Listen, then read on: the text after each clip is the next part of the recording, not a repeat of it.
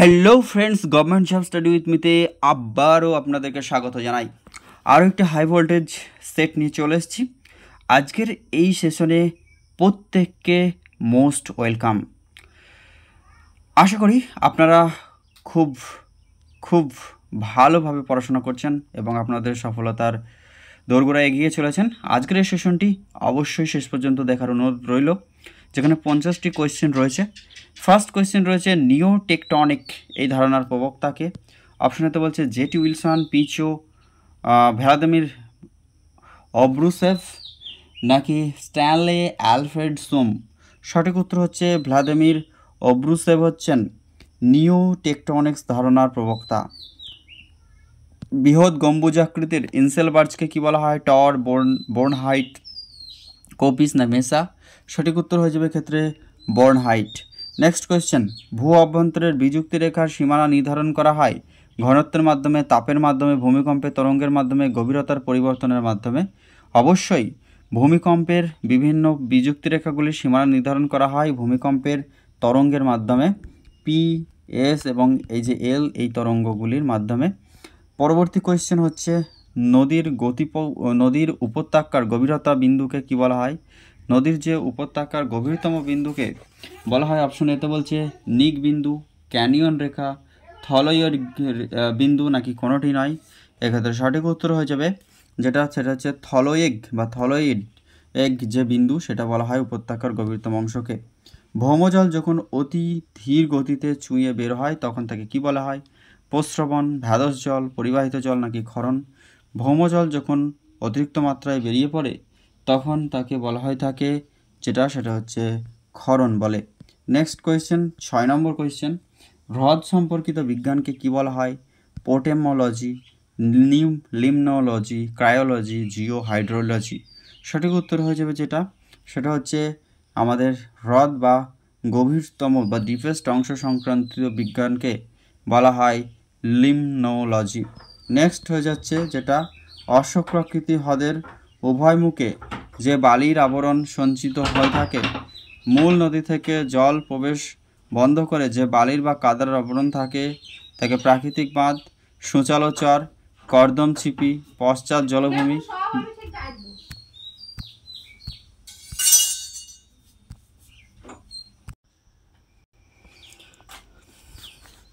অশ্বক্ষাকৃতি হ্রদের উভয় মুখে যে বালির আবরণ সঞ্চিত হয়ে যে মূল নদী থেকে জল প্রবেশ বন্ধ করে সেই বালির বা কাদার আবরণকে বলা হয়ে থাকে প্রাকৃতিক বাঁধ, সূচালো চর, কর্দম ছিপি নাকি পশ্চাৎ জলভূমি। সঠিক উত্তর হচ্ছে কর্দম ছিপি।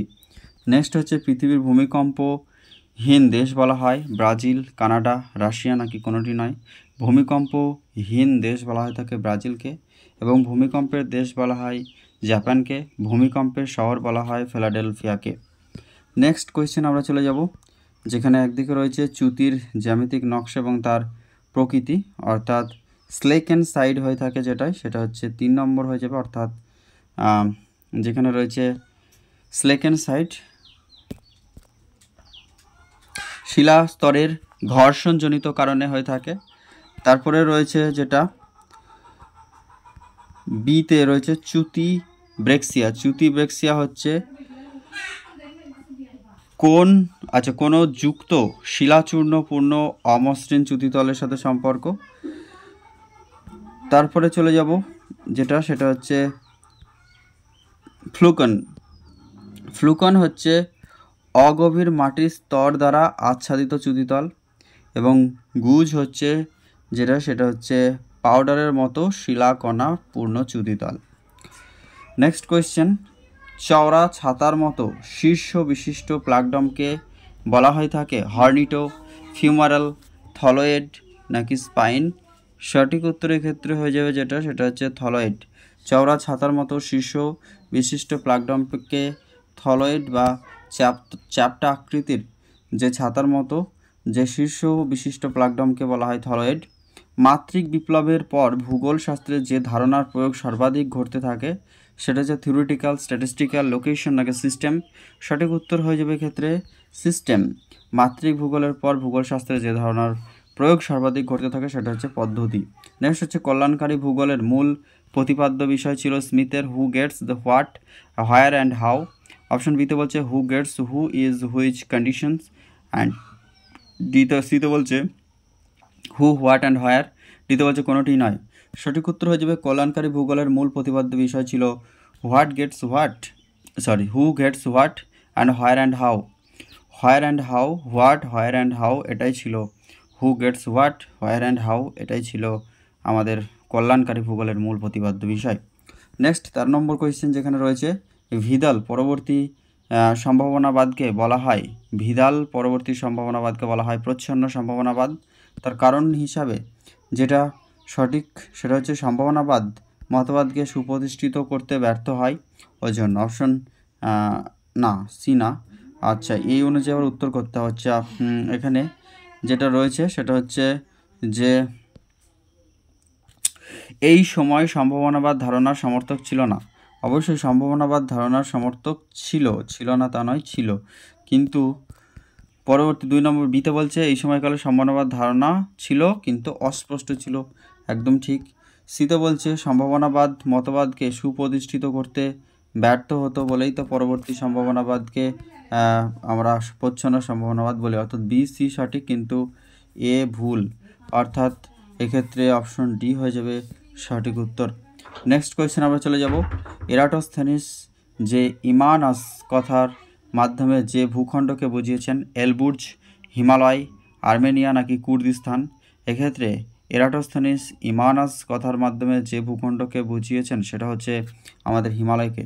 নেক্সট কোয়েশ্চেনে চলে যাব 15 নম্বর যেখানে রয়েছে সামাজিক ডারউইন বা সোশ্যাল ডারউইনিজম ধারণার প্রবর্তন করেন প্যাট্রিক গ্রেডিস, ফ্লুয়ের, Herbert Spencer, David Harvey. 15 number question সঠিক উত্তরটি হয়ে যাবে যেটা হার্বার্ট স্পেন্সার হয়ে যাবে। সোশ্যাল ডারউইনিজম ধারণার প্রবর্তন করেন বা সামাজিক ডারউইনবাদের জনক রয়েছেন তিনি হচ্ছেন হার্বার্ট স্পেন্সার। নেক্সট হচ্ছে পর্বতমালার সঙ্গে বাধা পেয়ে উপরে উঠে পর্বতমালার নানান নামান্তর যে জেট বায়ুপ্রবাহ হয় তাকে কি বলা হয়? তাকে অপশনেতে বলছে barrier jet stream, valley exist jet, tropical easterly jet stream, African easterly jet stream. যখন পর্বতমালার সঙ্গে বাধা পেয়ে উপরে ওঠে এবং পর্বতমালার নামান্তর যে জেট বায়ু প্রবাহ প্রবাহিত হয় তাকে বলা হয় ব্যারিয়ার জেট স্ট্রিম। নেক্সট হচ্ছে 17 নম্বর কোয়েশ্চেন গ্রীষ্মকালীন মৌসুমি বায়ুর উৎসস্থল কোথায়? আরব সাগরীয় উচ্চচাপ ক্ষেত্র, মাদাগাস্কার দ্বীপের নিকটস্থ ম্যাসকারেনের উচ্চক্ষেত্র নাকি ভারত মহাসাগরীয় দক্ষিণ প্রান্ত। অপশন ডি বলছে কেরল উপকূল। 17 নম্বরের সঠিক উত্তর হচ্ছে মাদাগাস্কার দ্বীপের নিকটস্থ ম্যাসকারেন উচ্চক্ষেত্র হচ্ছে গ্রীষ্মকালীন মৌসুমি বায়ুর উৎসস্থল। 18 নম্বর কোয়েশ্চেন যেখানে বলছে হ্যাডলির কক্ষ, ফেরেলের কক্ষ, মেরু কক্ষ, জেট কক্ষ। যেটা সঠিক উত্তর হয়ে যাবে 18 নম্বরের ক্ষেত্রে আমাদেরকে মিলাতে হবে। একদিকে রয়েছে বাম দিকে, অন্যদিকে ডান দিকের যে অক্ষাংশগুলি সেগুলির কথা বলছে। তাহলে এক্ষেত্রে ফার্স্ট যেটা রয়েছে হ্যাডলির যে কক্ষ সেটা রয়েছে যে সেটা হচ্ছে আমাদের 0 থেকে 30 ডিগ্রি অক্ষাংশের মধ্যে থাকে, সেটা হচ্ছে হ্যাডলির কক্ষ 0 থেকে 30 ডিগ্রি অক্ষাংশের মধ্যে। ফেরেলের কক্ষ যেটা রয়েছে সেটা হচ্ছে 30 থেকে 60 ডিগ্রির মধ্যে রয়েছে অক্ষাংশের মধ্যে, এবং মেরু জেট যেটা 60 থেকে 90 ডিগ্রির মধ্যে রয়েছে, এবং জেট বায়ু রয়েছে 15 থেকে 35 ডিগ্রি অক্ষাংশের মধ্যে। হ্যাডলির কক্ষ রয়েছে 0 থেকে 30, ফেরেলের কক্ষ রয়েছে 30 থেকে 60, জেট বায়ু রয়েছে 60 থেকে 90 অক্ষাংশ, এবং আমি ভুল বলছি, মেরু কক্ষ রয়েছে সেটা হচ্ছে 60 থেকে 90, এবং জেট বায়ু যেটা হচ্ছে 15 থেকে 35 বা 15 থেকে 30 ডিগ্রি অক্ষাংশের মধ্যে রয়েছে জেট বায়ু। হ্যাডলি হচ্ছে 0 থেকে 30, ফেরেল হচ্ছে 30 থেকে 60, মেরু হচ্ছে 30 থেকে 90, জেট হচ্ছে আমাদের 15 থেকে 35। এল নিনো এটা এক প্রকার কী ধরনের স্রোত?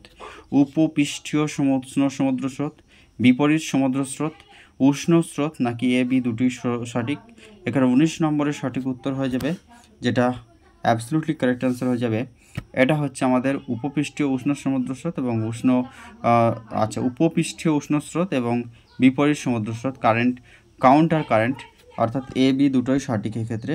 নেক্সট কোয়েশ্চেন 20 নম্বর গ্রিন হাউস গ্যাসের একটি প্রাকৃতিক উৎস হচ্ছে দাবানল, অগ্নুৎপাত, জলাভূমি নাকি সবগুলি সত্য। এক্ষেত্রে সবগুলি হয়ে যাবে সত্য। নেক্সট হচ্ছে মাটির জৈব পদার্থ প্রাপ্ত C/N এর অনুপাতটি কত থাকে, অর্থাৎ কার্বন এবং নাইট্রোজেনের যে অনুপাত মাটির জৈব পদার্থ হিসাবে সেটা 10:1 থেকে 12:1, 80:1 থেকে 100:1, 10:1 নাকি 4:1 থেকে 9:1। এক্ষেত্রে 29-এর ফার্স্ট কোয়েশ্চেনের 21-এর ফার্স্ট অপশন হয়ে যাবে, অর্থাৎ 10 যেটা 10:1 এবং 12:1, অর্থাৎ 10:1 থেকে 12:1 পর্যন্ত এটা থাকে। নেক্সট চলে যাব, মাটির বর্ণ নির্ভর করে উৎসশিলা জৈব পদার্থ লৌহ দ্রব্যের উপস্থিতি সবগুলি উপাদানের উপর নির্ভর করে থাকে। এক্ষেত্রে 22 নম্বরের সঠিক উত্তর হয়ে যাবে সবগুলি উপাদানের উপর নির্ভর করে। জৈব পদার্থের আবর্জনা বা লিফ লিটার দ্বারা গঠিত মৃত্তিকা স্তরকে বলা হয় H স্তর, F স্তর, R স্তর, O স্তর। সঠিক উত্তর হয়ে যাবে যেটা, সেটা হচ্ছে F স্তর। লিফ মানে আমাদের পাতা, যে পাতা বা জৈব পদার্থ যেগুলি রয়েছে বিভিন্ন গাছের যে উদ্ভিদের যে সমস্ত পাতাগুলি লিফ লিটার দ্বারা গঠিত মৃত্তিকা স্তরকে F স্তর বলা হয় থাকে। এবং জৈব উপাদান যে স্তর রয়েছে সেটা হচ্ছে O স্তর, এবং যেখানে জীবজন্তু এবং উদ্ভিদের যে বিয়োজ্য বা অবিয়োজ্য যে উপাদানগুলি সেটা কিন্তু রয়েছে। পরবর্তী রয়েছে 24 নম্বর, উদ্ভিদের বৃদ্ধি বা বিকাশের প্রতিটি পর্যায়ে যে পরিমাণ তাপ দরকার তাকে বলা হয় থার্মোস্ট্যাটিক কনস্ট্যান্ট। কাম্য উষ্ণতা বা অপটিমাম টেম্পারেচার। সিতে বলছে উষ্ণতা পর্যায়, অপশন ডিতে বলছে সবগুলি ঠিক। 24 নম্বরের সঠিক উত্তর হয়ে যাবে ক্ষেত্রে থার্মোস্ট্যাটিক কনস্ট্যান্ট। এটাই হচ্ছে উদ্ভিদের বৃদ্ধি ও বিকাশের প্রতিটি পর্যায়ে যে পরিমাণ তাপ দরকার তাকে বলা হয় থার্মোস্ট্যাটিক কনস্ট্যান্ট। 24-এর উত্তর হচ্ছে অপশন এ। এবং 25-এর চলে যাব আমরা, যেখানে কি বলছে 25 নম্বর কোয়েশ্চেন, মৃত্তিকার বিস্তরে ক্যালসিয়াম ও ম্যাগনেসিয়ামের সমন্বিত স্তরকে কি বলা হয়ে থাকে? সেখানে অক্সিক আয়রন প্যান আর অস্ট্রিন বা যেটা রয়েছে আমাদের কি বলছে 25 নম্বরের কোয়েশ্চেনটা, যেখানে বলছে অপশনেতে বলছে অক্সিক আয়রন প্যান নাকি অস্ট্রেইন অর্টার্ড না ড্রাফ। এক্ষেত্রে সঠিক উত্তরটি হয়ে যাবে 25 নম্বরের কোয়েশ্চেনের ক্ষেত্রে, সেটা হচ্ছে আমাদের অস্ট্রেইন বা অর্টার্ড। এটা হচ্ছে মৃত্তিকার বিস্তরে যে ক্যালসিয়াম এবং ম্যাগনেসিয়াম সমন্বিত যে স্তর। নেক্সট হচ্ছে একটি কৃত্রিম বাস্তুতন্ত্রের উদাহরণ কোনটি? বনভূমি, শস্যক্ষেত্র, জলাভূমির বাস্তুতন্ত্র। এই সবগুলির মধ্যে যেটা বাস্তুতন্ত্র কৃত্রিম বাস্তুতন্ত্র, অর্থাৎ বনভূমি প্রাকৃতিকভাবে তৈরি হয়, জলাভূমি হতে পারে, কিন্তু শস্যক্ষেত্র মানুষ্যসৃষ্ট বা কৃত্রিম। একই প্রজাতির সকল জীবগোষ্ঠীকে একসাথে বলা হয়ে থাকে, অবশ্যই একই প্রজাতির সকল জীবগোষ্ঠীকে একসাথে বলা হয় জনসংখ্যা। নেক্সট কোয়েশ্চেন 27 নম্বরের 28 নম্বরে চলে যাব, সেটা হচ্ছে বিপর্যয় লঘূকরণ দিবস পালন করা হয় কবে? বিপর্যয় লঘূকরণ 11ই অক্টোবর, 12ই অক্টোবর, 13ই অক্টোবর, 14ই অক্টোবর। সঠিক উত্তর হয়ে যাবে 13ই অক্টোবর। নেক্সট কোয়েশ্চেন, পরিবেশ সংরক্ষণ একটি সামাজিক প্রক্রিয়া, অর্থনৈতিক প্রক্রিয়া, রাজনৈতিক প্রক্রিয়া। এই সবগুলি ঠিক। 29 নম্বর হচ্ছে আমাদের অর্থনৈতিক প্রক্রিয়া। পরিবেশ সংরক্ষণ হচ্ছে একটি অর্থনৈতিক প্রক্রিয়া। নেক্সট, এবং পরিবেশ সংরক্ষণের কথা বলছে। নেক্সট কোয়েশ্চেনে চলে যাব 30 নম্বরের, কায়াক বলতে কি বোঝায়? শিল মাছের তৈরি বাড়ি, শিল মাছের চামড়ায় তৈরি অস্ত্র, শিল মাছের চামড়ার তৈরি নৌকা, শিল মাছের চামড়ার দ্বারা নির্মিত বাড়ি। এক্ষেত্রে সঠিক উত্তরটি হয়ে যাবে শিল মাছের চামড়ার তৈরি নৌকা হচ্ছে কায়াক।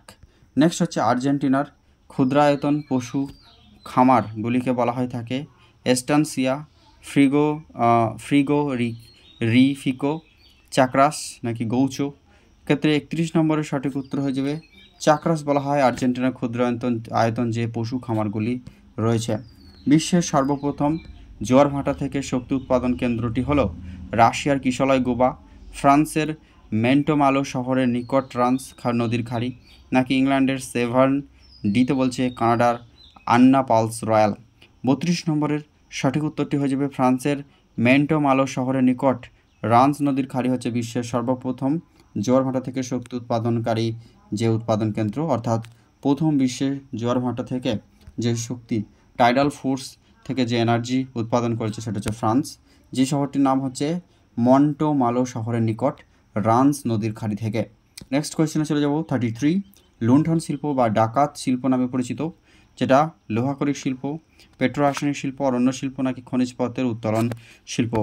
এক্ষেত্রে আমরা দেখব সঠিক উত্তরটি হয়ে যাবে খনিজ পদার্থ থেকে উত্তোলন শিল্প, অর্থাৎ যে সমস্ত পুনর্ভব সম্পদ রয়েছে আমাদের তার মধ্যে কোনো অসুবিধা নেই, কিন্তু যে সমস্ত অপুনর্ভব সম্পদ রয়েছে যেমন হচ্ছে আমাদের পেট্রোলিয়াম থেকে খনিজ তেল যেমন রয়েছে, লোহা আকরিক থেকে শুরু করে আমাদের যেগুলি রয়েছে লোহা আকরিক না, আমাদের কয়লা, তারপরে রয়েছে জীবাশ্ম জ্বালানি হিসাবে, তারপর হচ্ছে পেট্রোলিয়াম, এই সমস্ত উপাদানগুলি কিন্তু প্রতিনিয়ত খনি থেকে উত্তোলন করা হচ্ছে। এই খনিজ পদার্থগুলি বিভিন্ন শিল্পে কাজে লাগানো হচ্ছে এবং যার ফলে কিন্তু আমাদের এগুলির ঘাটতি দেখাচ্ছে।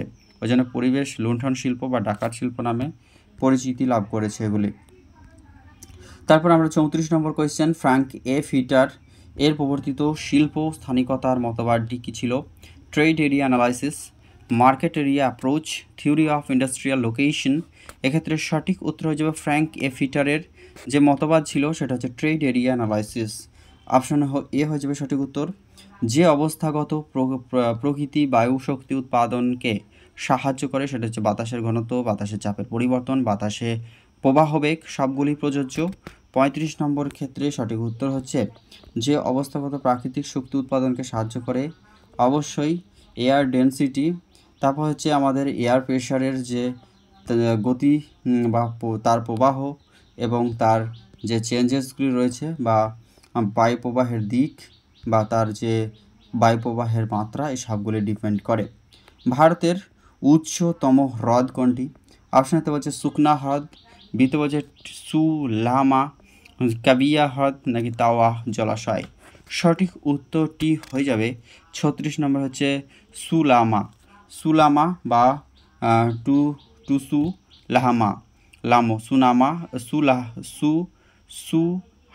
সুহামো বা সুলাহমো।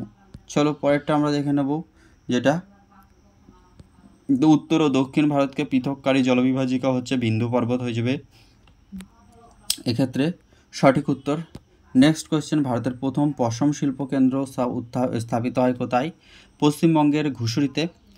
এক্ষেত্রে সঠিক উত্তর নয় গোরক্ষপুরে, কানপুরে নাকি লাদাখে। পশম শিল্পকেন্দ্রের কথা বলছে, তাই 38 নম্বরের সঠিক উত্তর হয়ে যাবে কানপুর। নেক্সট কোয়েশ্চেন, দুর্গম অঞ্চলে বিমান চলাচলের জন্য ভারতের বিমান সংস্থা হচ্ছে এয়ারলাইন্স।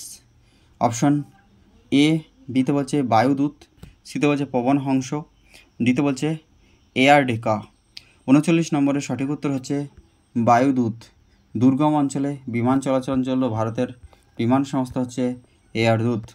40 নম্বর, যে কম্পাসের সাহায্যে শিলা ঢাল বা নদী পরিমাপ করা হয় তাকে বলা হয় জিরো কম্পাস বা gyro compass, prismatic compass, clinometer compass নাকি অ্যালিডেডে।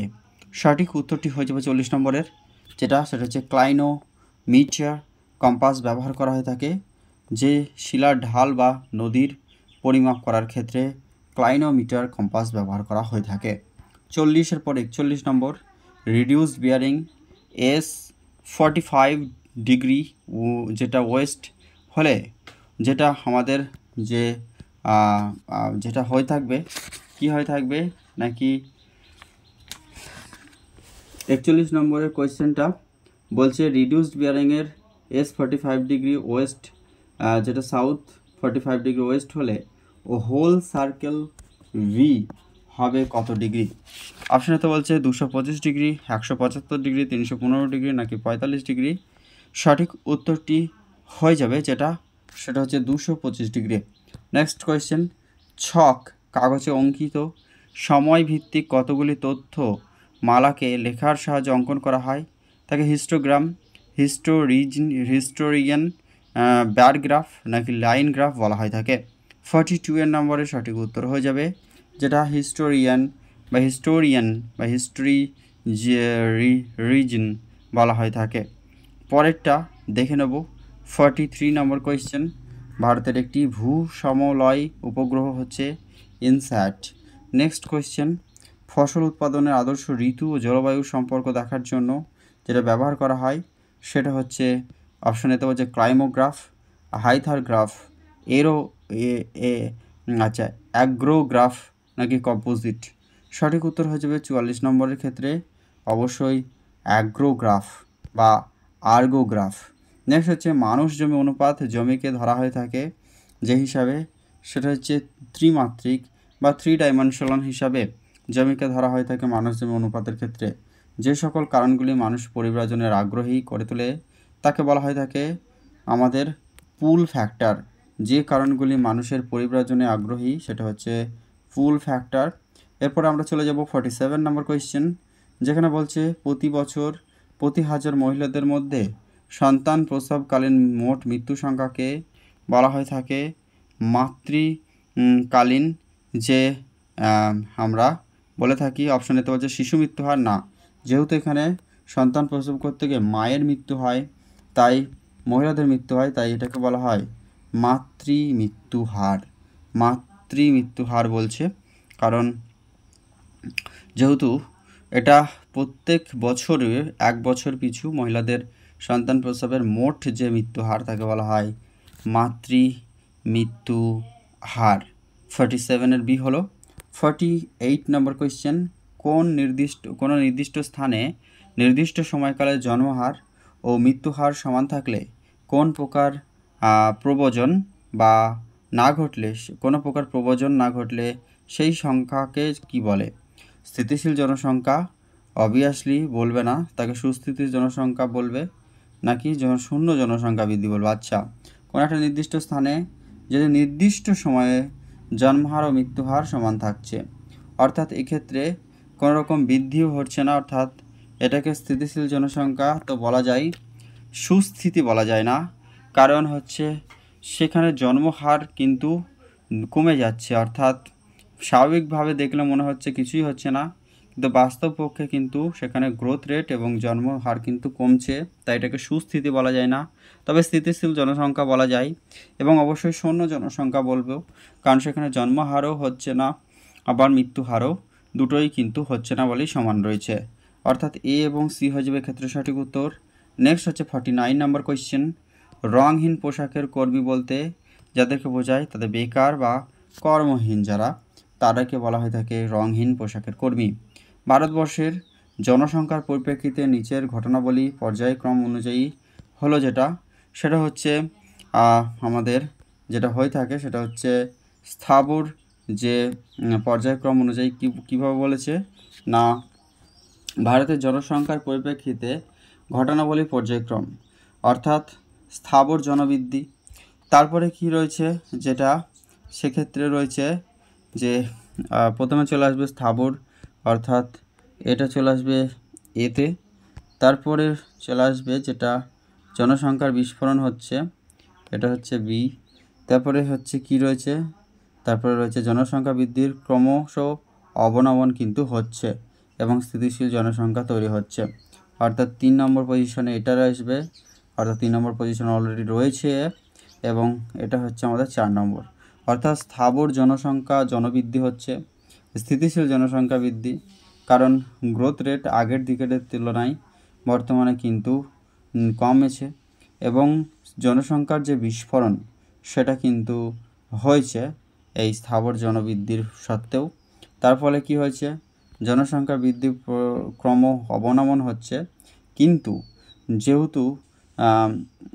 যেহেতু আগে স্থিতিশীল জনসংখ্যা বৃদ্ধি এবং জনবিস্ফোরণ ঘটেছে আগেই, তাই এখন জনসংখ্যা বৃদ্ধির ক্রম অবনমন হলেও জনসংখ্যা স্থিতিশীল রয়েছে, অর্থাৎ সে অনুযায়ী সঠিক উত্তর হয়ে যাবে অপশন সি। তো thank you so much for watching this video. আবারও একবার সবাইকে ধন্যবাদ জানাই ক্লাসটি যারা শেষ পর্যন্ত দেখলেন। এই ক্লাসটি আপনাদের কোনো উপকার লাগলে বা কোনো রকম কোনো কোয়েশ্চেনের ভুল হয়ে থাকলে বা কোনো উত্তর নিয়ে সংশয় থাকলে অবশ্যই কমেন্টে জানাবেন, কারণ আপনাদের কমেন্টস আমাকে পরবর্তী ক্লাস নিয়ে আসতে দারুণভাবে মোটিভেট করে। তো সবাই ভালো থাকুন, অল দ্য বেস্ট এভরিওয়ান, এবং পরবর্তী ক্লাসে আবারও খুব তাড়াতাড়ি দেখা হবে।